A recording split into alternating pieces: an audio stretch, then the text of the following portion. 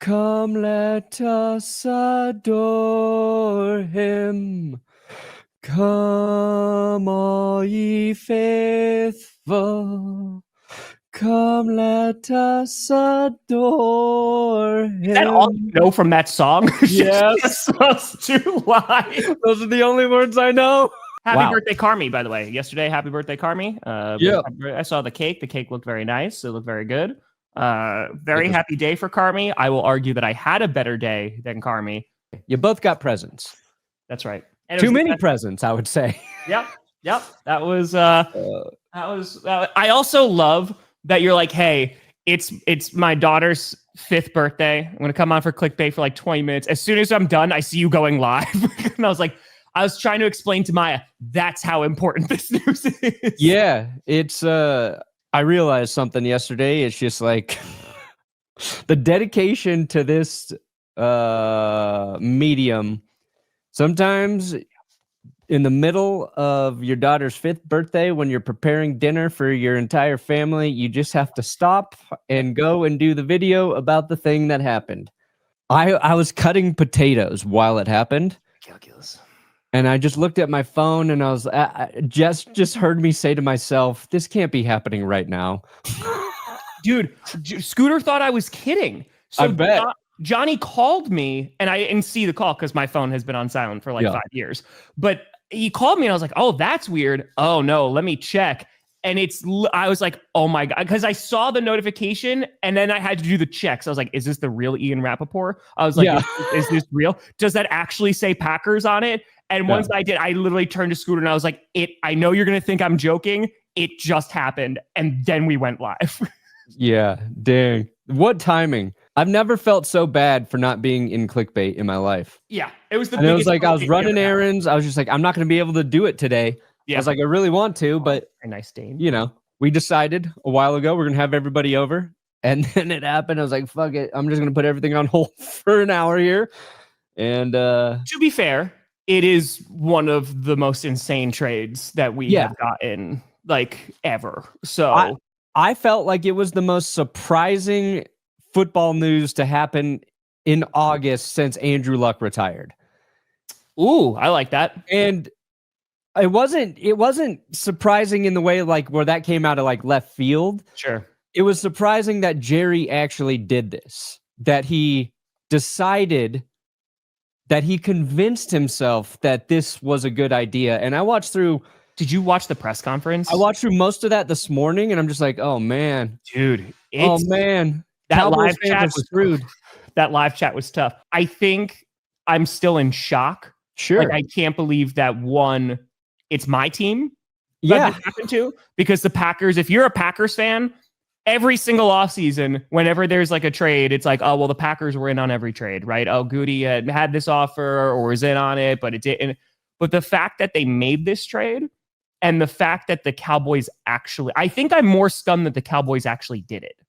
I think everybody's biggest surprise is that the Cowboys didn't get more for Micah. Yeah.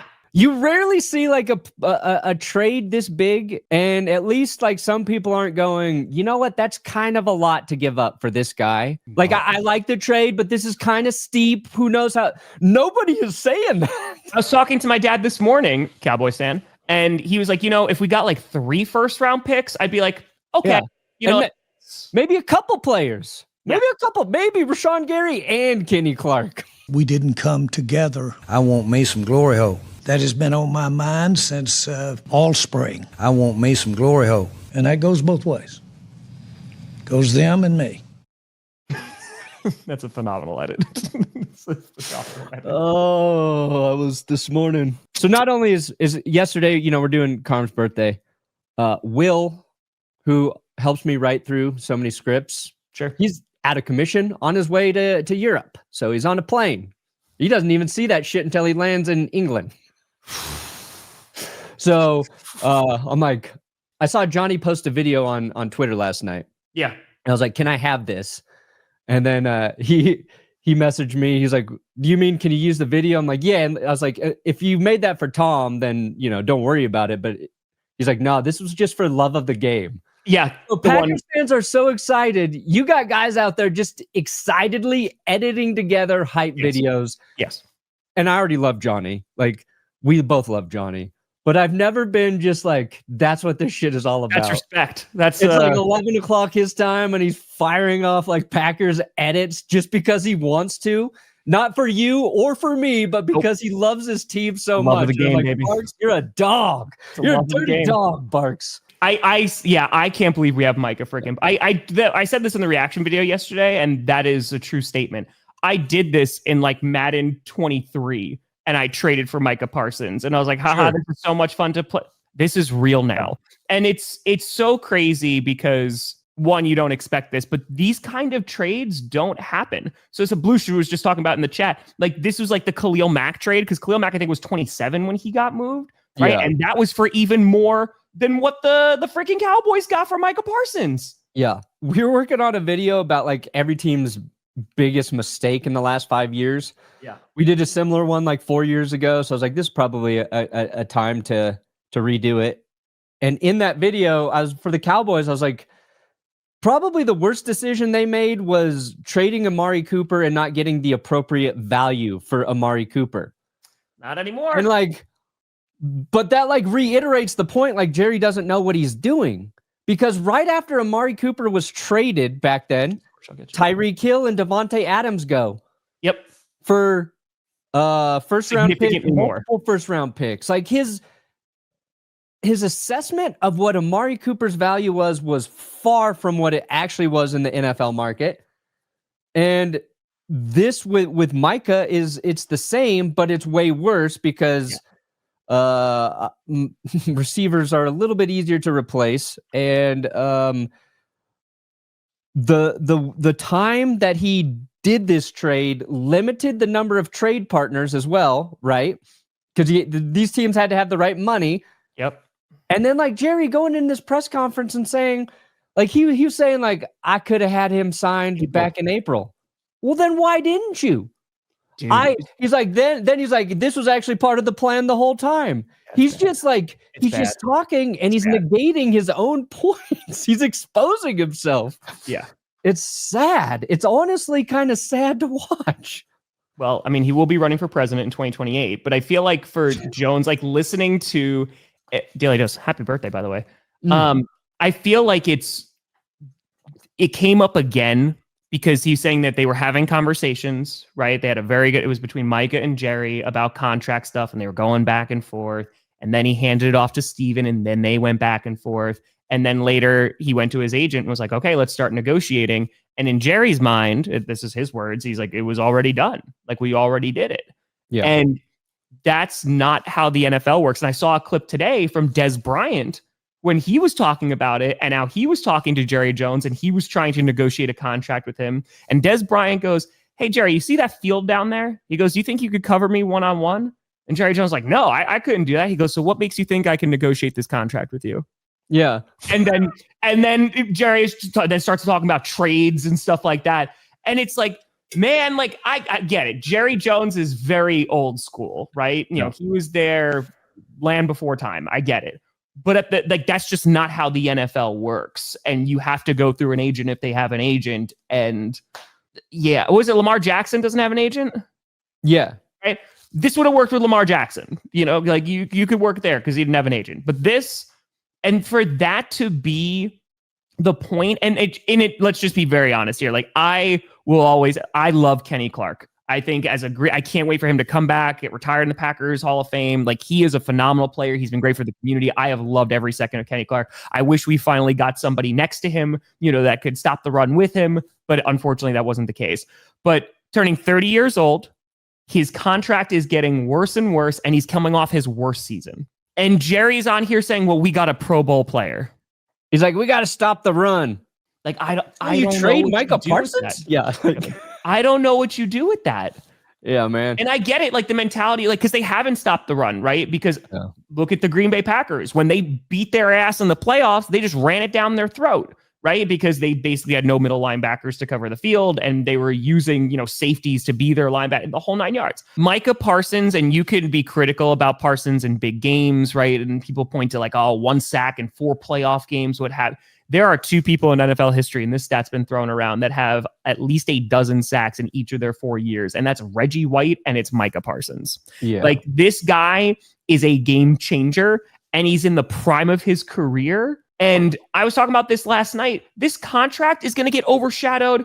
If Aiden Hutchinson comes back and is good, he's going to get paid more money than Micah Parsons. So as long as he doesn't get injured, which, you know, that's just the NFL, I can't believe that he did this. I can't believe he did it for the Packers. And at the same time, you're talking about, you know, trade compensation. I'm surprised they didn't get more. Like, I'm surprised they couldn't have gone to another team and been like, hey, give us 3 first-round picks. I think there's teams out there that would have done it.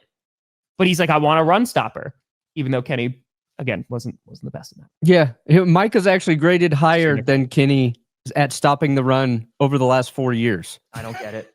I looked at it this morning. I'm like, well, what, man? How do you grade out? And like the parts of these trades, it's what you do with those draft picks. Congratulations. Right? What do you do with them? And the Raiders, they had, I believe in 2019, they had those 3 first-round picks overall. They used it for Josh Jacobs, so they did get a good player, you know, back for it.